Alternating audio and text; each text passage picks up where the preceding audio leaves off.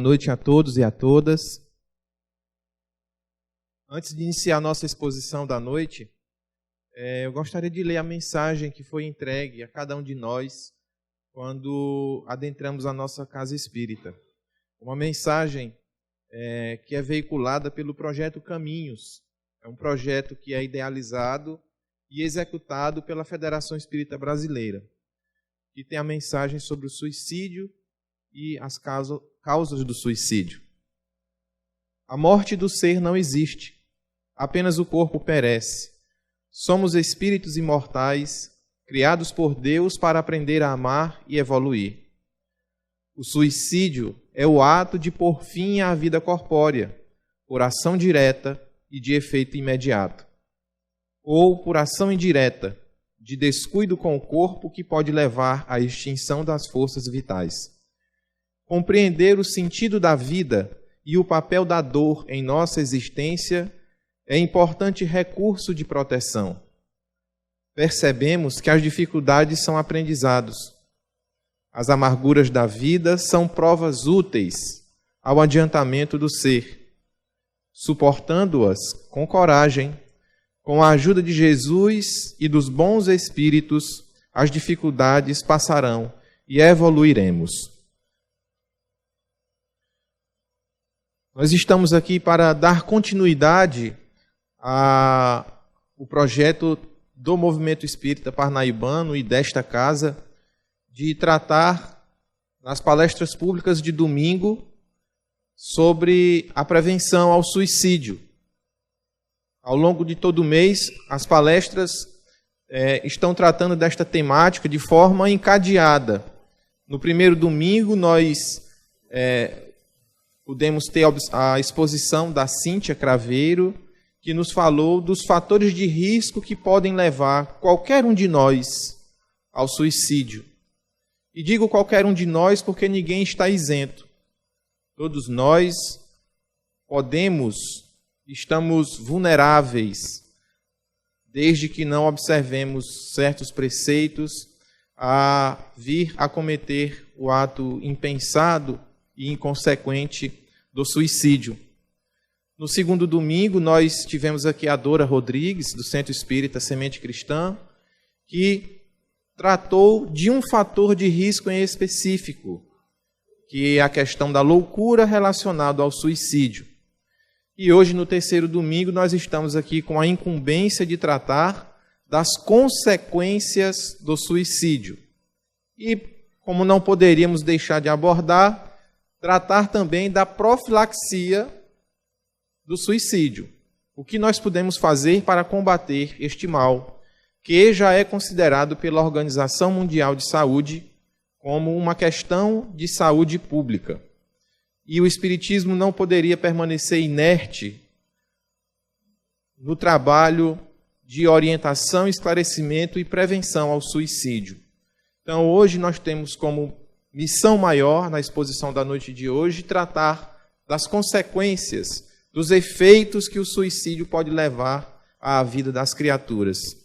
Mas, para falarmos de consequência, é preciso revisitarmos as causas, revisitarmos os porquês do suicídio, para que, entendendo as origens, nós podemos também compreender as suas consequências e trabalhar na sua prevenção.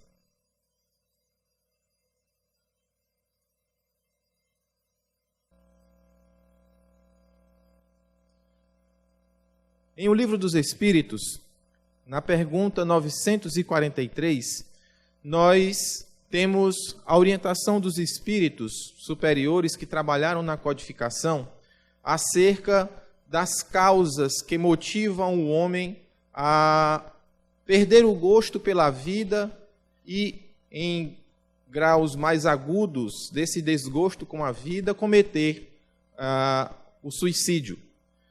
Kardec pergunta: de onde nasce o desgosto da vida que, sem motivo plausíveis, se apodera de certos indivíduos?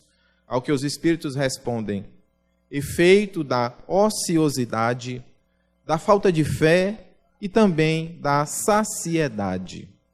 E nós destacamos Esses três fatores que fazem com que a criatura humana possa ter um desgosto da vida. E o primeiro deles, os espíritos dizem que é a ociosidade. A criatura humana permanece em estágios de ostracismo, de não agir, não encontra fundamentos para se movimentar na vida, aproveitando todas as potencialidades que o nosso Pai Celestial nos concedeu. Nasce, cresce e passa toda uma existência sem nada produzir. Em muitos casos, nem mesmo reproduz, e não estou falando da questão sexual apenas, mas também as questões intelectivas, culturais, sociais. Passa toda uma existência na ociosidade, sem descobrir a causa da sua atual existência, sem encontrar motivos para agir, produzir, crescer, evoluir. E segundo os ensinamentos dos Espíritos, o ensinamento da doutrina espírita, nós estamos nesta passagem encarnatória, na atual encarnação, para evoluir. Nós precisamos agir, produzir, crescer. E a ociosidade nos faz perder o gosto com a vida. E é um dos fatores que podem nos levar ao suicídio. Mas os espíritos relacionam a segunda causa, o segundo motivo, para aqueles que delinquem através do suicídio, a falta da fé. A descrença, em primeiro lugar, da existência de Deus. Eis o primeiro fundamento da doutrina espírita, a existência de Deus. E a criatura que se distancia da fé e nega ou desconhece ou descrê da existência de Deus tem fortes chances de se tornar um candidato ao suicídio. Mas também os espíritos dizem que o sentimento de saciedade podem levar o indivíduo a perder o gosto pela vida, porque ele não encontra mais motivos para continuar agindo. Segundo sua concepção e seu entendimento, já conseguiu alcançar a felicidade plena, já conseguiu alcançar tudo aquilo que um dia desejou. Ele já está saciado emocionalmente, materialmente, e perde a razão de viver. Causa em si um desgosto pela vida e, às vezes, descaminha para o suicídio. Continuam os espíritos que, para aquele que usa de suas faculdades com um fim útil e de acordo com as suas aptidões naturais, o trabalho nada tem de árido e a vida se escoa mais rapidamente. Ele lhe suporta as vicissitudes com tanto mais paciência, quanto obra com o fito da felicidade mais sólida e mais durável que o espera. Porque nos ensinam os Espíritos que a felicidade plena não é deste mundo. Nós podemos experimentar uma felicidade relativa, aquela que nós podemos alcançar na atual existência, mas a felicidade plena, a felicidade do Espírito, nós atingiremos na verdadeira vida, a vida do Espírito, despojado dos corpos materiais. Em O Evangelho segundo o Espiritismo, Kardec relaciona o suicídio à filosofia materialista, aqueles que se apegam a esta ideia de que tudo é matéria e que nada mais existe além de matéria, tem chances consideráveis de ceder à ideação suicida. Diz Kardec, lá no capítulo 5 do Evangelho segundo o Espiritismo, que a incredulidade, a simples dúvida sobre o futuro, as ideias materialistas, numa palavra, são as maiores incitantes ao suicídio. Ocasionam a covardia moral. Porque todo aquele que crê que somente a vida material é vida e que nada além do que se chama de vida existe, desenvolve uma noção de que é possível se libertar de certas preocupações, de certos tormentos, fazendo cessar a vida, porque ele não acredita que ela continue. Não acredita na existência de algo a mais após o fenômeno morte. E Kardec relaciona o materialismo como um dos fatores preponderantes para a ocorrência do suicídio. Mas, será que tem o homem direito de dispor de sua própria vida? Kardec perguntou isso aos espíritos, na questão 944 do Livro dos Espíritos. Ao que os espíritos responderam, não. Só a Deus assiste esse direito. O suicídio voluntário importa numa transgressão dessa lei. Então, de acordo com o pensamento espírita, somente Deus pode cogitar, determinar qual o momento adequado para a cessação de uma encarnação. Ao homem não é dado este direito, esta faculdade. A vida não é um direito do homem, como está positivado nas nossas leis materiais, nossas leis mundanas. Mas, segundo uma concepção religiosa, a vida é uma concessão divina que o nosso Pai Criador nos dá para aproveitarmos o momento envolvido na carne para expiarmos, corrigirmos aquilo que é mal em nós ainda, ou provarmos que já somos detentores de determinadas virtudes, provarmos que já nos educamos, que já progredimos, que já evoluímos espiritualmente. Somente Deus tem a possibilidade de decidir sobre a vida. Mas algumas pessoas cedem às ideações suicidas por vários fatores, como nós já vimos na palestra da Cíntia, seja por uma depressão profunda, seja por tormentos ligados às suas questões sentimentais, seja por problemas financeiros, seja qual for a razão, o motivo. O adoecimento mental ou corporal.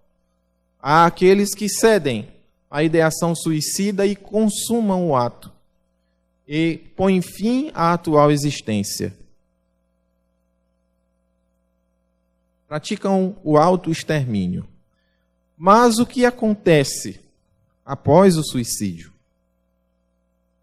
Eis o tema central do nosso diálogo de hoje, da nossa exposição, com uma proposta diferenciada. Porque quando se fala na casa espírita das causas do suicídio, muitos expositores focam o assunto para a vida do suicida. Nós também abordaremos, mas trazemos aqui a proposta de falar também do que acontece após o suicídio, mas não só com o suicida. E é o que nós veremos mais adiante. Aqui está a capa de um livro, Memórias de um Suicida, de Ivone Amaral. Neste livro, o espírito que se denomina Camilo Cândido Botelho, que sabemos hoje tratar-se do escritor Camilo Castelo Branco, relata e Ivone psicografa a sua trajetória depois de despertar no plano espiritual em decorrência do suicídio.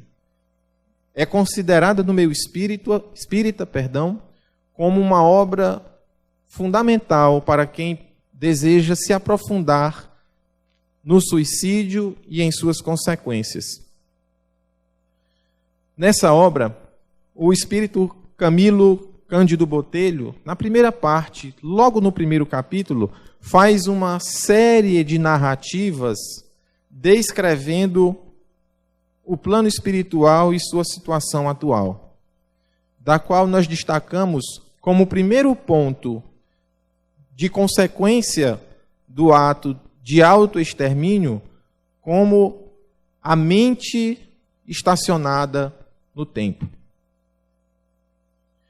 Relata Camilo Castelo Branco sob o pseudônimo de Camilo Cândido Botelho. A contagem do tempo, para aqueles que mergulhavam nesse abismo, estacionara no momento exato em que fizera para sempre tombar a própria armadura de carne. Daí para cá só existiam assombro, confusão, enganosas induções, suposições insidiosas. Igualmente, ignorávamos em que local nos encontrávamos, que significação teria nossa espantosa situação.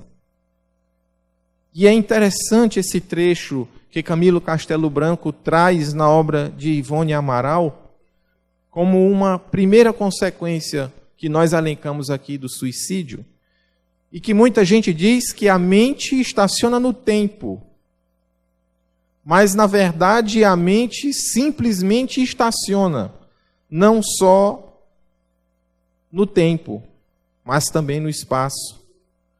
Ela estaciona no evento morte, no evento suicídio.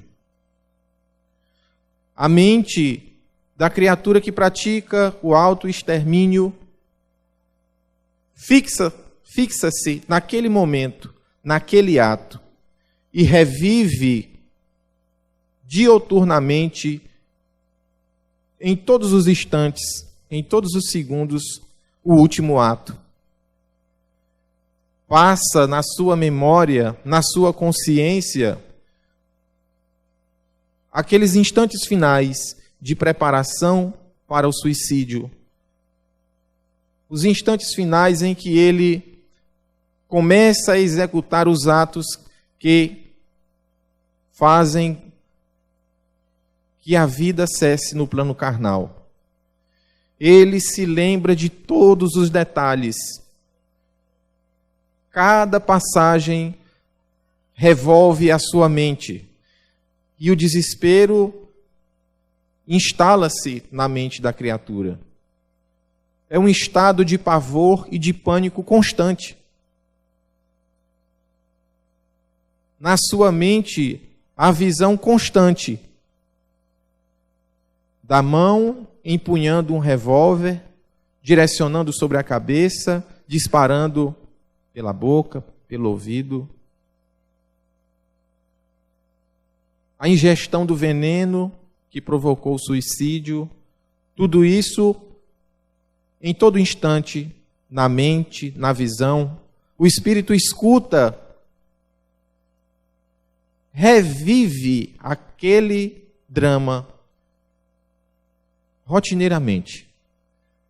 E isso causa uma perturbação mental tamanha que o espírito não tem condições de identificar aonde está, quanto tempo passou, porque ele vive o seu instante de morte em todos os instantes seguintes. Ele perde a noção de tempo, mas o tempo passa. Ele perde a noção de espaço. E nos relata André Luiz, na obra Nosso Lar, logo no primeiro capítulo, ele que foi um suicida inconsciente, porque quando em vida não sabia, não tinha consciência de que estava se auto-exterminando devagar, através do descuido com o próprio corpo, a utilização dos alcoólicos, fumante. André Luiz relata-nos em Nosso Lar que, quando ele consegue despertar a consciência para ter uma noção temporal, haviam se passados 8 anos da nossa contagem mundana.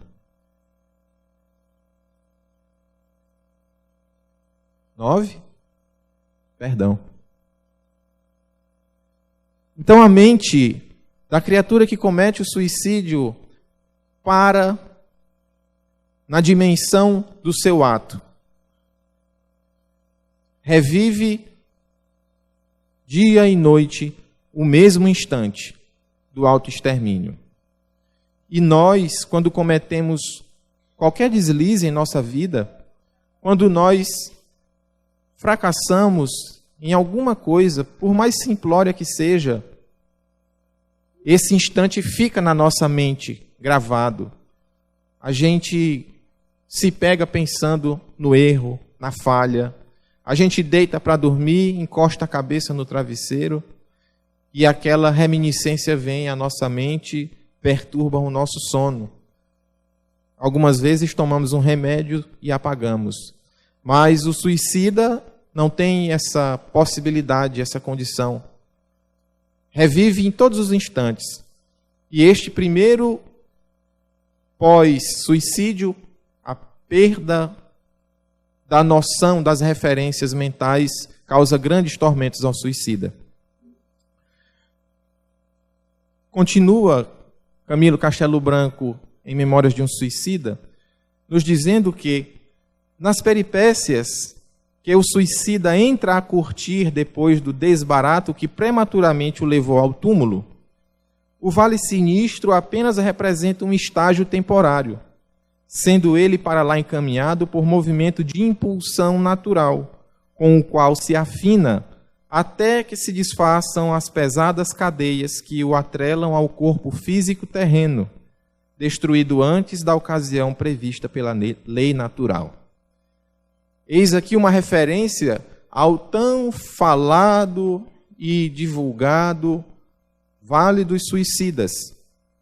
Seria um local na espiritualidade onde as pessoas que cometem o autoextermínio são direcionados e encaminhados, e segundo o Camilo Castelo Branco, por um movimento de impulsão natural, decorrente da lei de atração, decorrente da sintonia.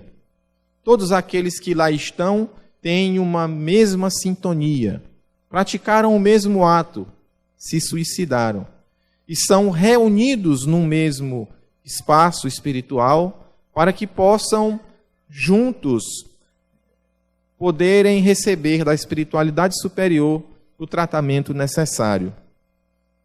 Não é porque praticaram o autoextermínio que a espiritualidade superior e que Deus os deixa abandonados, mas são reunidos ali e são tratados de uma forma específica, eficaz para o caso dos suicidas. Mas há uma terceira consequência para o suicídio, que gera uma quarta consequência. E nós precisamos entender a relação espírito, perispírito e corpo físico. Porque a terceira consequência é a danificação do perispírito. Mas o que é o perispírito? A doutrina espírita nos explica que somos um ser imortal, o espírito, que temporariamente estamos vestindo um corpo de carne. Temporariamente estamos imersos no mundo material e precisamos de um envoltório, que é chamado de corpo carnal. A natureza do espírito e do corpo de carne são muito distintas. E a relação entre os dois seria difícil se não fosse um intermediário, um corpo semimaterial chamado de perispírito, que funciona como meio de ligação entre o corpo físico e o espírito. As ações que nós praticamos no nosso corpo físico geram um impacto no perispírito que impacta ao espírito. E o contrário da mesma forma. As emanações do espírito geram um impacto no perispírito que refletem na carne. E a criatura que pratica o autoextermínio, ele impacta sua carne de forma trágica. E toda a ação no nosso corpo carnal fica impresso, registrado no nosso perispírito. Qualquer ato que fazemos na nossa vida presente, na nossa encarnação presente, gera um impacto no perispírito. É como se fosse um arquivo espiritual, só que não de uma só existência. Em todas as nossas existências, esse perispírito registra todos os impactos que são cometidos em nossos vários corpos. E nos ensina o Espiritismo, no Livro dos Espíritos, que o perispírito serve como molde para os nossos próximos corpos. Então, a minha presente configuração corpórea, ela é determinada pelos registros que estão contidos no meu perispírito. E se eu pratico autoextermínio, se eu ponho um fim à existência corpórea, danificando o meu corpo, seja pelo envenenamento, seja por um tiro, seja por um instrumento cortante, seja por asfixia, qualquer das formas, esta informação de danificação fatal ao meu corpo fica registrado no meu perispírito.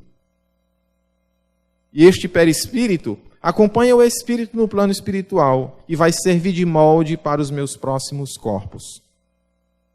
Mas diz Allan Kardec em O Céu e o Inferno, capítulo 1, segunda parte, itens 11 e 12, que o seu gesto criminoso causa ao corpo fluídico, também chamado perispírito, um abalo violento e prolongado que se transmitirá ao organismo carnal pelo renascimento.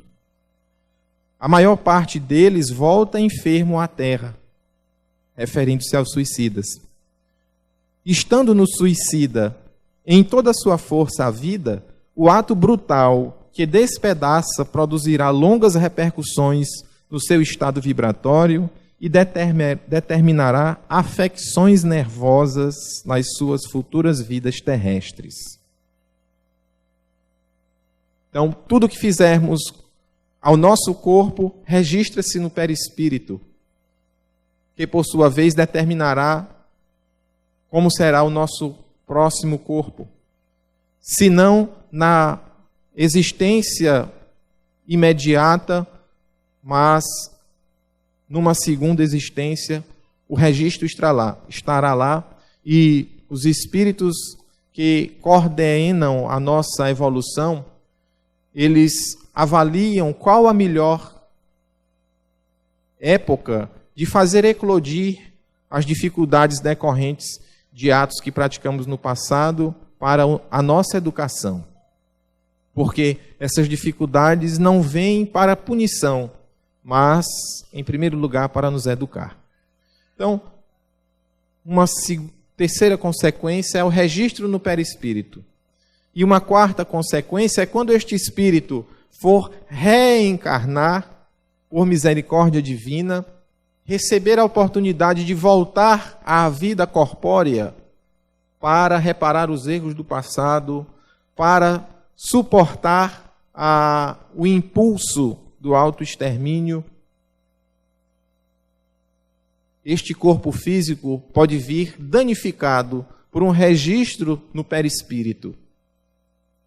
Daí nos ensina o Espiritismo a causa de muitos males congênitos, que a ciência chama de hereditariedade. Aponta como consequência os laços genéticos, a hereditariedade. Mas o Espiritismo vai além e nos mostra que há uma causa espiritual por conta da delinquência do passado. A idiotia, algumas síndromes, retardos mentais,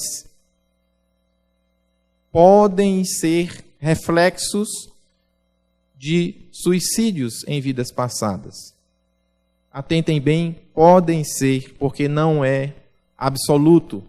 Nem todo aquele que nasce com alguma deformidade ou com alguma dificuldade tem uma origem no suicídio. Às vezes, outras complicações espirituais. Às vezes, simples causas materiais. Uma gestação não bem acompanhada, sem pré-natal. Mas não é o foco do nosso diálogo. Apenas para relativizarmos essa informação, para não sairmos daqui dizendo, encontramos uma pessoa com síndrome de Down na rua e dizer, aquilo foi um suicida no passado. Nem sempre. É preciso uma longa e séria investigação para podermos determinar estas causas. A reencarnação e a consequência dos próprios atos. Aí, Camilo Castelo Branco nos dá o relato de que ele pretende reencarnar e lhe é concedido a oportunidade, mas tem consequências. Diz ele, tomei a resolução inadiável. Seguirei amanhã para o departamento de reencarnação, a caminho do recolhimento, para tratar do esboço corporal físico terreno, a preparação, o planejamento do seu próximo corpo físico, cuidando de pesquisas para que o ambiente mais propício ao renascimento reparador. Consultei todas as autoridades da colônia afetas ao meu caso e foram unânimes em me reanimar para indispensável e proveitoso certame. Desejei levantar, eu mesmo, o programa para minhas tarefas de reajustamento às leis infringidas pelo suicídio, pois que possuo lucidez suficiente para tomar responsabilidade de tal vulto. Neste caso específico, o espírito tinha lucidez suficiente, mas há muitos casos em que o espírito não tem lucidez suficiente para programar a sua próxima encarnação e esta programação fica a cargo dos espíritos superiores. E algumas vezes encarna-se com uma programação para uma dificuldade específica, às vezes não pedida por nós, mas programada pelos nossos benfeitores para nos promover o bem. Continua Camilo, hei de cegar aos 40 anos, mas cegar irremediavelmente, como se as órbitas vazias de Jacinto de Ornelas se transferissem para o meu globo. Camilo Castelo Branco, consciente do seu erro e com lucidez necessária, já pensando nas reparações necessárias, pede como expiação dos males do passado a cegueira. E programa esta cegueira para a idade cronológica dos 40 anos. Quantos de nós podemos ter algumas programações espirituais ainda por vir? Alguns padecimentos do corpo físico, aguardando o momento necessário de eclodir para nos educar.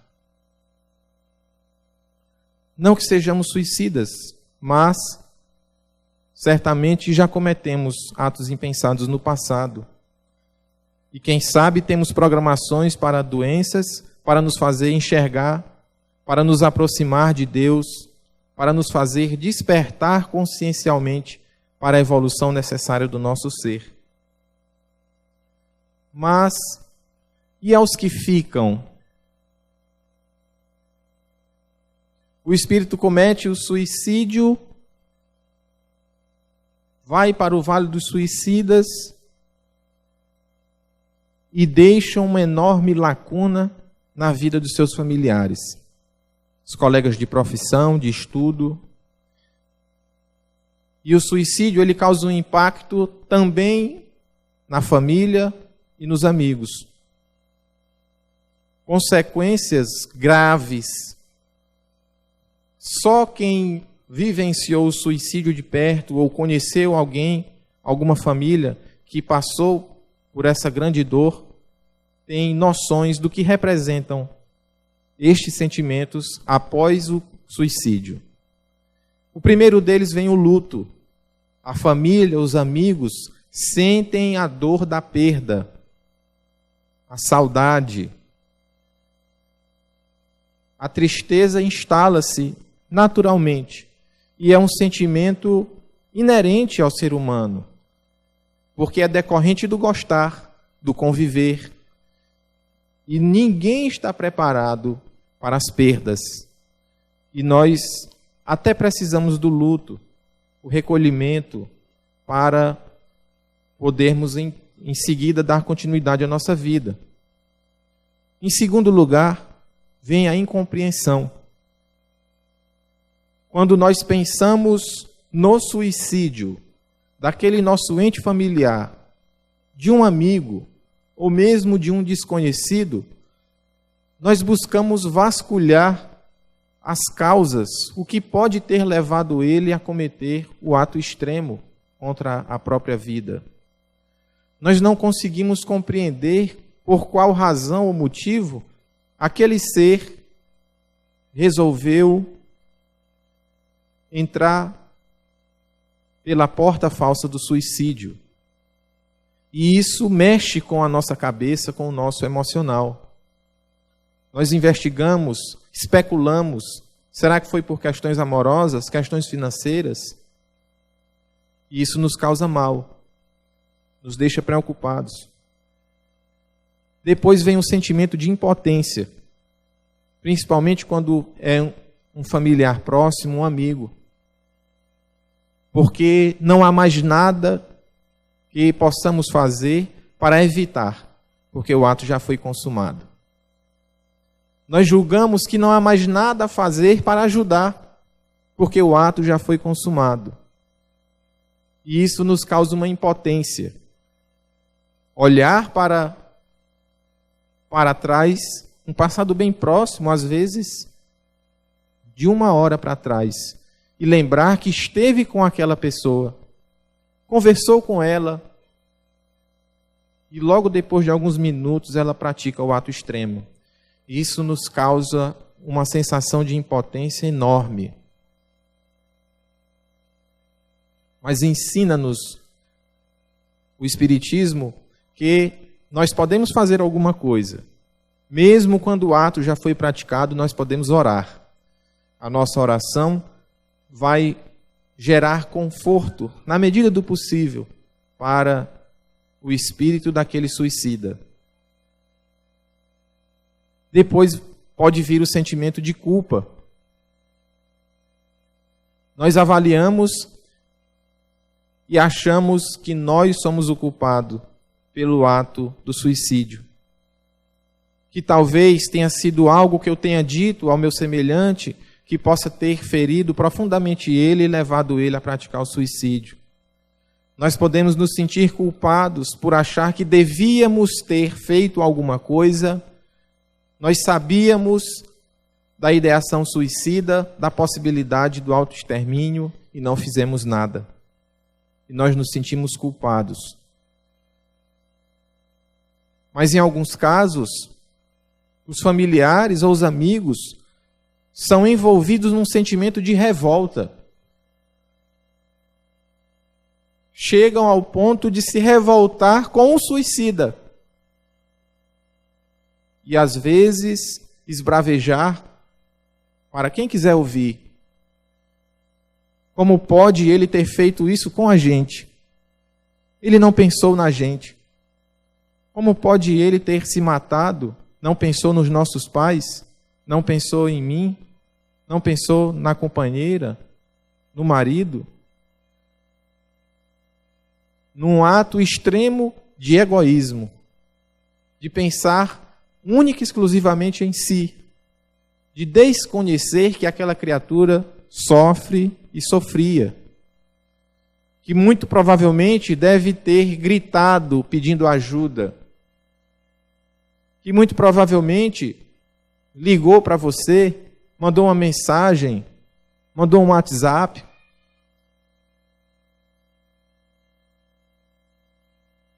Te implorou, às vezes, com os olhos, pedindo auxílio, e nós não fomos capazes, sequer às vezes, de identificar a necessidade do outro.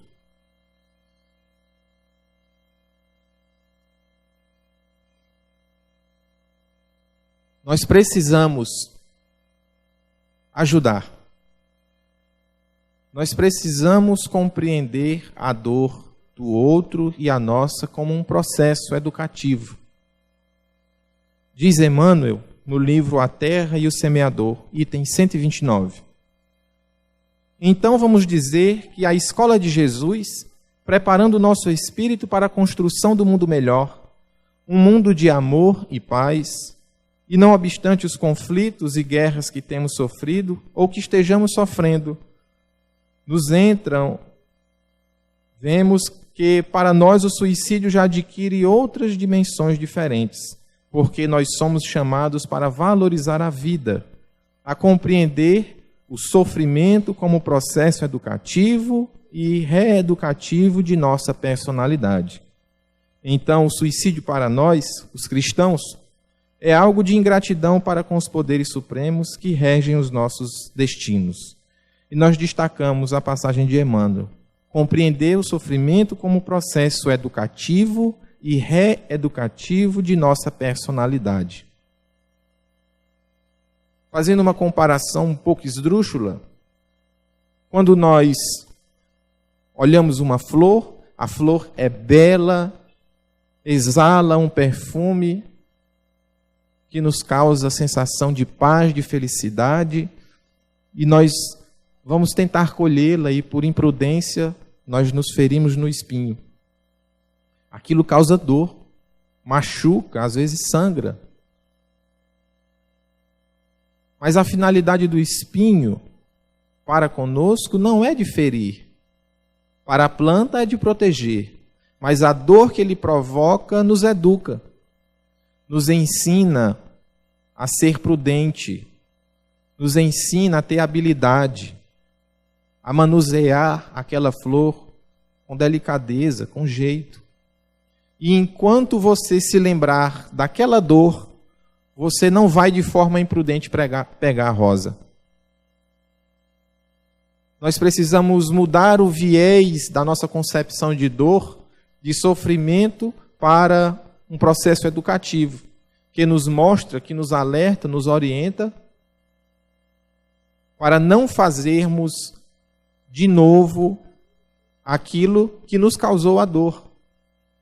E fatalmente nós vamos evoluir. Nós vamos fazer diferente, movidos pelo desejo de não sentir dor. Mas nós vamos aprender a nos melhorar, fazer diferente. Nós vamos progredir. Enquanto nós nos lembrarmos das dores que passamos e se identificarmos o porquê de termos passado por aquela dor, nós vamos trabalhar para combater a causa. Não só os analgésicos para diminuir a dor. Nós vamos trabalhar para não precisar sentir dor de novo. E é nesse prisma que o Espiritismo compreende a dor, como um processo educativo para nos ensinar uma vez, mas Emmanuel vai além e diz que é também um processo reeducativo, porque nós podemos ter aprendido errado e precisamos nos reeducar. Quando a gente aprende a dirigir, a gente aprende de uma forma. Quando você vai para a autoescola, o instrutor olha, está tudo errado. Você vai ter que aprender a dirigir de novo. Você foi educado de uma forma, mas precisa algumas vezes se reeducar. E é o que Emmanuel nos diz, traduzindo um dos princípios espíritas. Uma outra coisa que nós podemos internalizar para trabalhar a prevenção do suicídio é ter a certeza de que a vida continua. Se nós internalizarmos no nosso ser a certeza de que a vida continua, que apenas o corpo carnal padece e as nossas dificuldades também nos acompanharão na continuidade da vida, porque as nossas verdadeiras mazelas não é a falta do dinheiro na conta do banco, não é a falta das coisas materiais. As nossas verdadeiras mazelas são aqueles sentimentos que ainda carregamos, que nos empurram para baixo. É ainda o egoísmo, é ainda a vaidade, é ainda a intemperança. Esses são os verdadeiros problemas que nós carregamos e são os verdadeiros problemas que precisamos nos reeducar. Estamos aqui para trabalhar estes nossos sentimentos que nos empurram para o mal.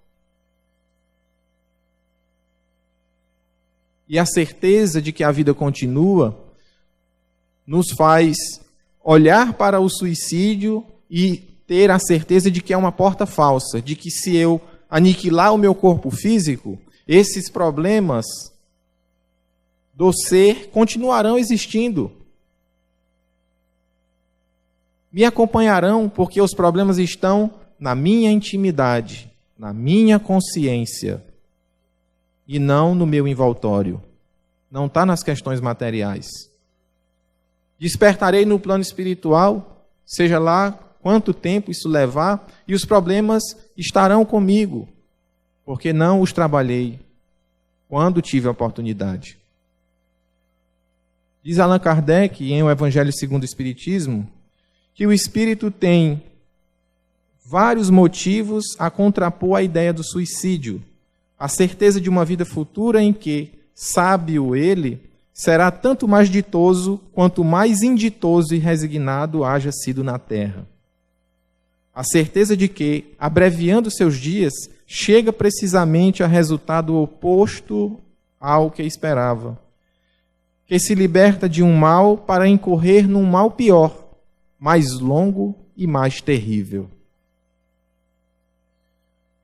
Diz Jesus: bem-aventurados os aflitos, porque serão consolados. Mas a gente lança a pergunta: mas como alguém pode se achar feliz por sofrer se não sabe por que está sofrendo? O Espiritismo demonstra que a causa dos sofrimentos está nas existências anteriores e na destinação da Terra, onde o homem resgata os erros do seu passado. Ele mostra o objetivo dos sofrimentos, porquanto eles são como crises salutares que trazem a cura e a depuração que assegura a felicidade nas existências futuras.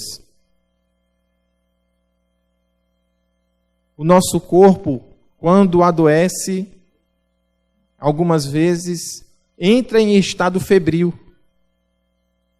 É uma crise do nosso corpo. Há uma verdadeira guerra interna para aniquilar os corpos estranhos que estão ameaçando o equilíbrio corporal, orgânico.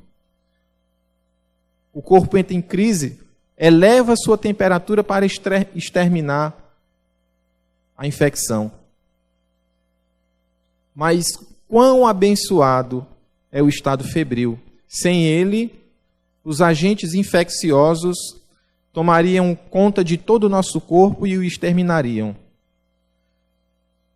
Os processos dolorosos e de crise são necessários para nós olharmos para trás e tentar identificar as causas e combatê-las. Para finalizar, nós precisamos entender estes pontos para prevenir o suicídio em nós e nos outros. É uma tarefa nossa. Precisamos compreender que somos seres imortais do ponto de vista espiritual. O corpo físico morre, porém o espírito sobrevive. Ao desencarnarmos, nós vamos para algum lugar. O Espiritismo nos esclarece que o espírito habitará as regiões espirituais de acordo com o seu grau de adiantamento e afinidades espirituais. o ser humano terreno é formado por um complexo, constituído por espírito, perispírito e corpo. O perispírito é o envoltório sutil da alma, que possibilita sua interação entre os meios espiritual e físico. E entender ainda que o perispírito sofre impactos decorrentes do corpo físico e do espírito. Estes 7 pontos são o início de uma caminhada para nós centrarmos a nossa vida em equilíbrio para prevenir o suicídio. Por último, porque é o mais importante, é Deus. A certeza de que Deus existe, de que Deus é bom, misericordioso e justo, nos faz caminhar, nos faz nos manter firmes para combater todos os males de que ainda somos portadores. A certeza de que, por maiores que sejam as dificuldades que vivenciamos hoje, Deus é bom. Sejam essas dificuldades de ordem física, material ou espiritual, Deus é bom. Poderia ser muito pior. Basta a gente olhar para o lado e a gente vai encontrar mazelas piores que as nossas. Então Deus já está sendo bom com a gente. Deus é misericordioso, porque mesmo quando nós falhamos, Ele nos concede novas oportunidades. A encarnação, que nós chamamos de vida, é uma delas. Como que se dissesse, vai lá, meu filho, você errou, mas eu te dou a oportunidade de ir de novo. Você corrige tudo de errado que fez, você demonstra para mim que já se educou, que você já adquiriu virtudes, e Deus é justo, de forma absoluta. Se hoje sofremos, certamente demos causa para que este sofrimento se instalasse em nossas vidas. Porque somos regidos por uma lei de causa e efeito. Todo efeito tem uma causa. Se estamos sofrendo, demos causa a isso. E é preciso investigar para descobrir se esta causa é da nossa atual existência ou de existências anteriores. A gente primeiro tem que fazer o exercício da reflexão diária, de olhar para o nosso dia e observar o que fiz de errado hoje. Será que o que sofro hoje é consequência do que eu fiz ontem? E se esgotarmos essa reflexão e não acharmos causa na nossa vida atual para o nosso sofrimento, o ensinamento espírita nos conforta e nos consola, confirmando a misericórdia de Deus e sua bondade e justiça, porque Ele não nos faria sofrer à toa. E nos diz o Espiritismo que o nosso sofrimento atual está respaldado em um ato de inconformidade com as leis divinas no passado. Estes 8 pontos que nós trouxemos aqui ao final são fundamentais para que nós possamos prevenir o suicídio, para que não precisamos conhecer de perto, nas nossas consciências, as causas do suicídio. Eu finalizo as minhas palavras pedindo a todos que nesse instante nós possamos entrar em sintonia com a espiritualidade amiga para entoarmos a prece dos aflitos, os que souberem e os que não souberem, para acompanhá-la mentalmente, para que possamos emanar bons fluidos a todos aqueles que hoje sofrem as consequências do suicídio, seja ele direto ou indireto. Senhor Deus, Pai dos que choram, dos tristes, dos oprimidos, fortaleza dos vencidos, consolo de toda dor. Embora a miséria amarga do pranto dos nossos erros, neste mundo de desterro, clamamos por vosso amor. Nas aflições do caminho, Na noite mais tormentosa, vossa fonte generosa é o bem que não secará. Sois em tudo a luz eterna, da alegria e da bonança, nossa porta de esperança que nunca se fechará. Que Jesus possa nos abençoar hoje e sempre.